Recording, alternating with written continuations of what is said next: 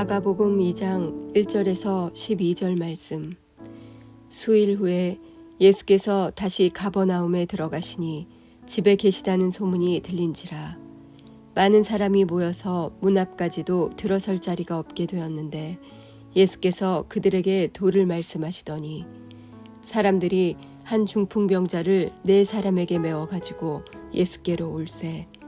무리들 때문에 예수께 데려갈 수 없으므로 그 계신 곳에 지붕을 뜯어 구멍을 내고 중풍병자가 누운 상을 달아내리니 예수께서 그들의 믿음을 보시고 중풍병자에게 이르시되 작은 자야 내 죄사함을 받았느니라 하시니 어떤 서기관들이 거기 앉아서 마음에 생각하기를 이 사람이 어찌 이렇게 말하는가 신성 모독이로다. 오직 하나님 한 분 외에는 누가 능히 죄를 사하겠느냐. 그들이 속으로 이렇게 생각하는 줄을 예수께서 곧 중심에 아시고 이르시되 어찌하여 이것을 마음에 생각하느냐. 중풍병자야 내 죄사함을 받았느니라 하는 말과 일어나 내 상을 가지고 걸어가라 하는 말 중에서 어느 것이 쉽겠느냐. 그러나 인자가 땅에서 죄를 사하는 권세가 있는 줄을 너희로 알게 하려 하노라 하시고 중풍병자에게 말씀하시되 내가 내게 이르노니 일어나 내 상을 가지고 집으로 가라 하시니 그가 일어나 그 상을 가지고 모든 사람 앞에서 나가거늘 그들이 다 놀라 하나님께 영광을 돌리며 이르되 우리가 이런 일을 도무지 보지 못하였다 하더라. 아멘.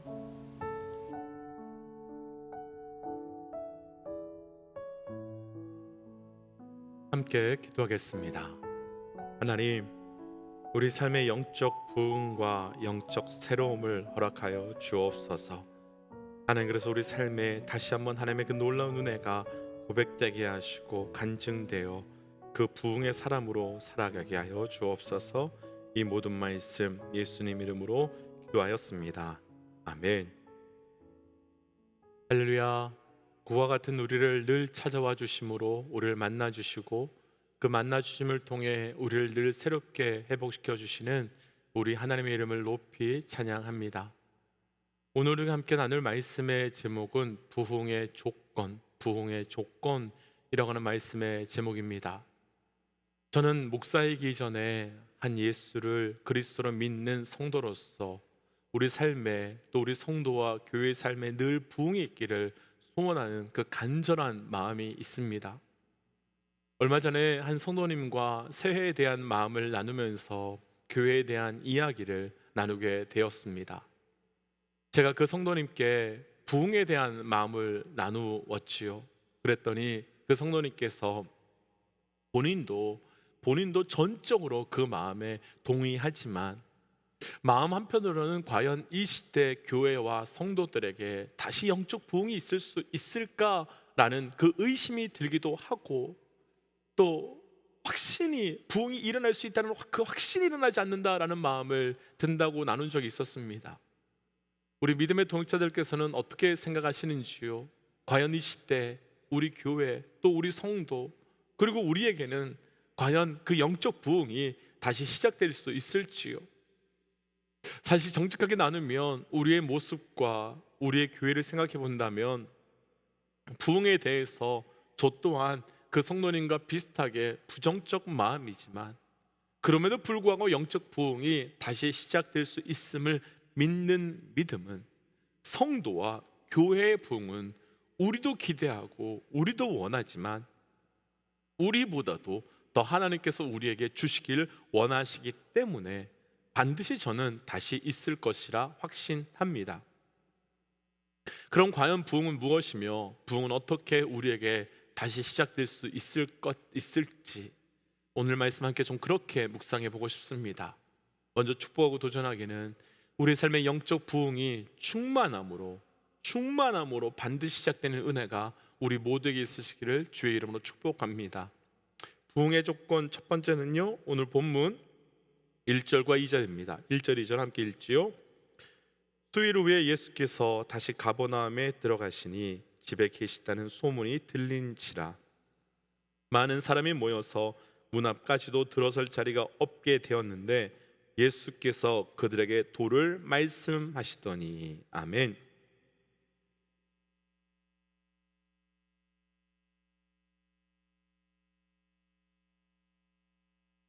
예수님께서 가브나움에 오셔가지고요, 어떤 집에 들어가셨다라는 소문이 퍼지게 되었습니다.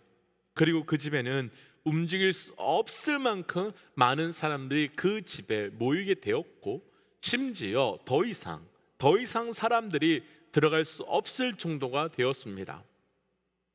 이 집의 크기가 얼마나 큰지, 그리고 이 집이 어디에 있는지, 그리고 방은 몇 개인지, 주인은 누구인지, 그런 내용은 전혀 나와 있지 않습니다. 단지 그 집에 예수님이 오셨고, 그로 인해서 그 집에 문 앞까지 들어갈 수 없을 정도로 많은 사람들이 와 있는 상황이 되었습니다. 그렇다면 지금 이 상황으로만 본다면요, 이 집은 엄청난 부흥을 경험하고 있는 것입니다. 앉을 자리는 고사하고 설 자리도 없어서 문 밖에 있을 정도니 엄청난 부흥을 경험하고 있는 것이 확실하지요. 그런데 여기서 우리는 본질적인 질문을 다시 한번 해보아야 할 것이 있습니다. 우리가 그렇게 기대하고 소망하고 있는 그 부흥은 어떤 부흥을 말하고 있는 것인지요? 우리가 원하는 부흥은 어떤 부흥에 대한 부흥일지요? 아마도 이 질문에 대한 답은 조금씩 다 다르실 텐데요, 우리가 조금 전에 읽었던 이 말씀을 통해서 부흥이 어떻게 시작되는지에 대해서 아주 분명하고도 명확한 한 가지의 답을 우리는 얻을 수 있습니다. 과연 우리의 삶의 부흥은 언제 어떻게 시작되는 것일까? 우리 교회 가운데, 우리 가정 가운데, 또 우리 삶 가운데 부흥은 언제 어떻게 시작될 수 있을지요? 오늘 말씀을 나누고 싶은 첫 번째 부흥의 조건은 그 부흥의 주인이신 예수 그리스도께서 우리 삶 가운데 임하실 때에 시작될 수 있다는 겁니다. 이 집이 어떤 집인지, 어디 있는지 우리는 알 수 없지만 분명한 것은 이 집에 예수님이 오셨기 때문에 사람들이 모이게 되었고, 그로 인해 부흥이 시작되었다는 것을 보았습니다. 비단 이 집뿐만 아니라 예수님이 살아계셨던 그 사복음서에 나타나는 모든 부흥은 주님이 계신 곳에 임하셨고, 그 사복음서 이후에는 예수님께서 말씀하신 보혜사 성령님이 오신 곳에 부흥이 일어나게 되었습니다. 그렇다면 그 부흥의 조건은 그 사람이 어떤 사람인지 상관없다는 것입니다. 그 부흥의 조건은 그곳이 어떤 곳인지, 그 시간이 어떤 시간인지 아무 상관이 없다는 것입니다. 오직 그분이 임하시면 영적 부흥은 시작되며 일어날 수밖에 없음을 보여주는 겁니다. 먼저 우리 삶의 모든 영역 가운데 영적 부흥이 그분의 임함의 사건으로 인해 시작되어 가시기를 주의 이름으로 축복하며 도전합니다. 이것을 우리가 한다면, 그리고 우리가 이것을 분별한다면 우리 삶의 영적 부흥을 위하여 준비해야 될 것은 아주 명확합니다. 만약 부흥이요, 좋은 시설이 있어야만 시작될 수 있다고 한다면 우리는 할 수 있는 대로 좋은 시설을 준비해야 됩니다. 만약 부흥이요, 좋은 음향이 있어야만 시작될 수 있는 것이라면 우리는 할 수 있는 대로 좋은 음향을 엄청난 돈을 들이는 한이 있다 할지라도 준비해야 됩니다. 그런데 부흥은 오직 그분이 임하심으로 시작될 수 있는 것이라면 우리가 준비해야 될 것은 그분이 임하실 수 있는 영적 준비, 바로 그것이 우리에게 필요하다는 것이죠. 오순절날 성령께서 임하실 때 120명의 제자들은 예루살렘으로 돌아가서 약속하신 성령이 임하실 때까지 떠나지 말라는 말씀에 순종하며 기도함으로 부흥을 준비했습니다. 또한 많은 부흥의 자리에서는 하나님께서 회개함을 통하여 거룩함을 준비시켜 주심으로 영적 부흥을 허락해 주셨습니다. 우리가 준비해야 되는 영적 준비는 다 다를 수 있습니다. 다 다를 수 있겠지만 분명한 것은 그분이 임하실 수 있는 영적 준비가 될 때 그분의 영적 부흥은 우리에게 시작되며 영적 부흥은 그때부터 부어지게 된다는 것입니다. 우리에게 영적 부흥이 그분이 임하는 영적 준비를 통하여 시작되어 가시기를 주의 이름으로 축복합니다. 오늘 말씀을 나누고 싶은 두 번째 부흥의 준비는요, 본문 3절과 4절 말씀인데요, 3절과 4절 말씀 함께 읽어보지요. 사람들이 한 중풍병자를 네 사람에게 메워 가지고 예수께로 올세 무리들 때문에 예수께 데려갈 수 없으므로 그 계신 곳에 지붕을 뜯어 구멍을 내고 중풍병자가 누운 상을 달아 내리니. 아멘. 우리가 일반적으로 부흥이라고 하는 것에 대한 이야기를 하면 여러 가지 이야기를 하지만 그 중에 한 가지 정직하게 반응한다면 숫자에 대한 생각을 늘 하게 됩니다. 표면적으로는 숫자가 늘어야 돼, 숫자가 많아져야 돼 라고 하지 않지만 분명 우리의 생각 중에는 숫자에 대한, 곧 양적 성장에 대한 마음이 그 부흥과 늘 연결되어 있는 것이 사실입니다. 그런 측면으로만 본다면요, 오늘 이 집은 엄청난 부흥이 일어난 것이 맞습니다. 집에 들어올 수 없을 정도로 많은 사람들이 예수님 때문에 왔으니까 엄청난 부흥, 엄청난 성장이 있었다라고 괜찮을 것 같습니다. 사실 저도 우리 교회에 이런 꿈 있습니다. 예배 드릴 때마다 영아부, 유아부, 초등부, 유스, 청년부, EM 앉을 자리가 없을 정도로 여기저기 창문을 열고 예배를 드릴 수밖에 없을 정도로 영적 부흥이 있기를 소망합니다. 하지만 그런데 사실은 그런 자리에 있다고 해서 모든 사람들이 부흥을 경험하고 있는 것은 아니지요. 우리가 첫 번째 나누었던 부흥의 조건은 그분이 오셔야 한다라는 것이었습니다. 부흥은 반드시 그분이 임하셔야만 시작됩니다. 그런데 첫 번째 부흥의 조건이 그분이 우리에게 오시는 것이라고 한다면 두 번째 부흥의 조건은 우리에게 오신 그분에게 대한 우리의 온전한 영적 반응이 있어야 한다는 것입니다. 우리의 온전한 영적 반응. 예수님이 이 집에 오셨다는 소문을 듣고 정말로 많은 사람들이 오게 되었습니다.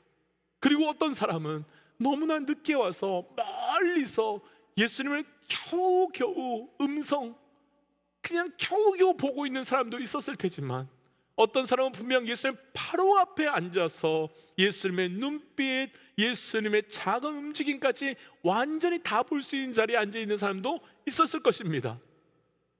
그러나 그곳에서 온전한 반응을 보인 사람들은, 아니 그곳에서 반응의 사람들을 분류해 본다면 세 부류가 있을 것 같은데, 말 그대로 한 부류는 구경꾼이지요. 또 한 부류는 오늘 본문의 6절에 나오는 석인과 같은 사람들로 비난하고 비판하는 시각으로 본 사람들이지요. 마지막 부류는 중풍병에 걸린 자기 친구들을 예수님께 데려간 사람들이지요. 그런데 이 세 부류의 사람들 가운데 예수님께 온전한 반응을 한 사람은 중풍병자의 친구들 뿐이었습니다. 조금 더 구체적으로 표현한다면 그분이 있어야 한다고 하는 사람들은 중풍병자의 친구들 뿐이었습니다. 이렇게 본다면요, 이 집에 지금 얼마나 많은 사람들이 와서 가득 그 집을 채웠는지 모르지만 부흥의 사람은 단 4사람밖에 없는 것입니다. 사람들로 가득 차서 더 이상 들어갈 수 없을 정도로 되었지만 진짜 영적 부흥은 이 4사람밖에 경험하지 못한 것입니다. 근데 이 모습이 오늘날 우리 교회의 모습과 너무너무 비슷하지 않을까 생각됩니다. 교회 안에는 사람들이 많이 있습니다. 그리고 어떤 사람은 예수님의 얼굴을 바로 앞에서 보는 것처럼 가장 앞자리에 서서 찬양하고 기도합니다. 또 어떤 사람은 저 뒤에서 구경꾼처럼 겨우 음성 들으며 겨우 신앙생활을 하고 그냥 왔다 갈만 할 것입니다. 그러나 지금 우리의 자리, 우리의 위치가 중요한 것이 아닙니다. 지금 우리가 누구냐가 중요한 것이 아닙니다. 부흥은 내가 그분께 가까이 있든 멀리에 있든 반응하고 있느냐에 따라서 결정되기 때문입니다. 예수님이 우리에게 오셨다면 예수님이 우리 안에 들어오셨다면 우리 가운데 온전한 반응이 있어야 하는 것이지요. 그 반응이 없다면 우리에게 부흥은 경험될 수 없을 것이며, 그냥 예수님이 우리 집에 온 것일 뿐, 그냥 예수님이 우리 교회에 오신 것일 뿐, 그 이상 그 이하도 아닙니다. 그럼 지금 믿음의 사람이라고 하는 우리는 어떤 반응을 하고 계신지요? 집에 들어오신 예수님을, 우리 교회에 오신 예수님을 구경하고 그런 무반응으로 가지고 계신지요? 아니면 예수님을 비난하고 비판하는 서기관의 반응으로 갖고 계신지요? 아니면 예수님을 보고 그 앞으로 나아가는, 지붕을 뚫고서라도 그분께 나아가야 한다고 하는 그 친구들의 반응이신지요? 우리의 삶의 온전한 반응, 온전한 그 영적 성숙의 반응을 통하여 그분을 경험하는 영적 부흥이 있으시기를 주의 이름으로 축복합니다. 그렇다면 우리 삶의 부흥의 결과는 무엇일까? 그 부흥이 우리의 삶에 어떤 열매를 주시는 걸까요? 오늘 본문 중에 12절 말씀 함께 좀 읽어보겠습니다. 12절입니다. 그가 일어나 곧 상을 가지고 모든 사람 앞에서 나가거늘 그들이 다 놀라 하나님께 영광을 돌리며 이르되 우리가 이런 일을 도무지 보지 못하였다 하더라. 아멘. 예수님이 말씀하시고 그를 통해서 변화가 일어나게 됩니다. 중풍병 때문에 누워있던 그 사람은 일어나 걸어 나아가는 변화가, 동시에 영적으로는 죄인이었던 그 사람은 죄에서 노임과 자유함을 얻는 변화가 나타나게 됩니다. 그럼 부흥은 무엇이겠습니까? 부흥은요, 변화이며 부흥은 회복이 일어나는 것이지요. 부흥은 늘어나거나 커지는 것이 아니라 변화와 회복이 일어나는 것, 그래서 하나님의 영광이 드러나게 되는 것이 바로 부흥이라는 겁니다. 아브람에게 부흥은 아브라함으로 사는 것이고, 사울에게 부흥은 바울로 살아가는 것이며, 요나에게 부흥은 도망다니던 요나가 니느웨로 가서 말씀을 증거하는 변화가 나타나는 것이 바로 부흥이고, 불순종하며 살던 우리가 순종함으로 바뀌어가는 것이 부흥이며, 죽은 내 영혼이 살아나는 것이 바로 영적 부흥이라는 것입니다.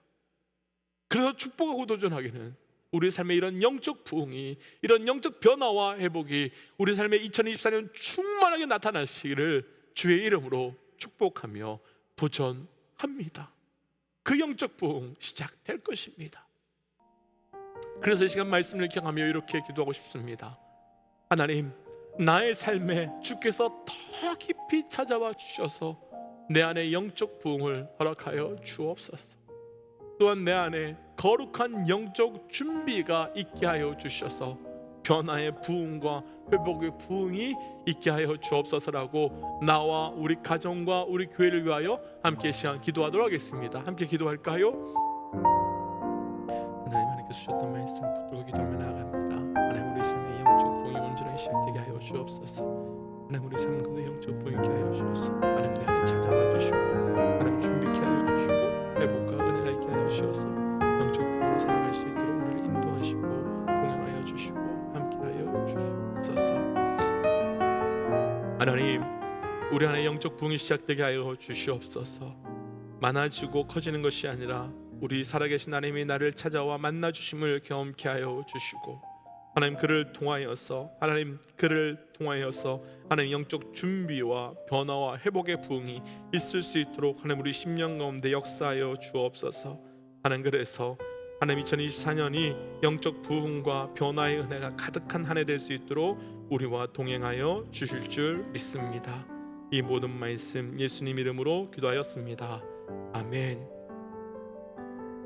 사랑하는 믿음의 동역자 여러분, 2024년은 우리의 영적 부흥과 영적 변화가 가득한 한 해 될 것입니다. 그 소망 붙들고 오늘도 기도하시기를 부탁드립니다. 함께 선포하고 또 삶의 자리로 기도의 자리로 나아가지요. 함께 선포하겠습니다. 하나님은 살아계십니다. 아멘. 함께 기도하지요. 기도하겠습니다.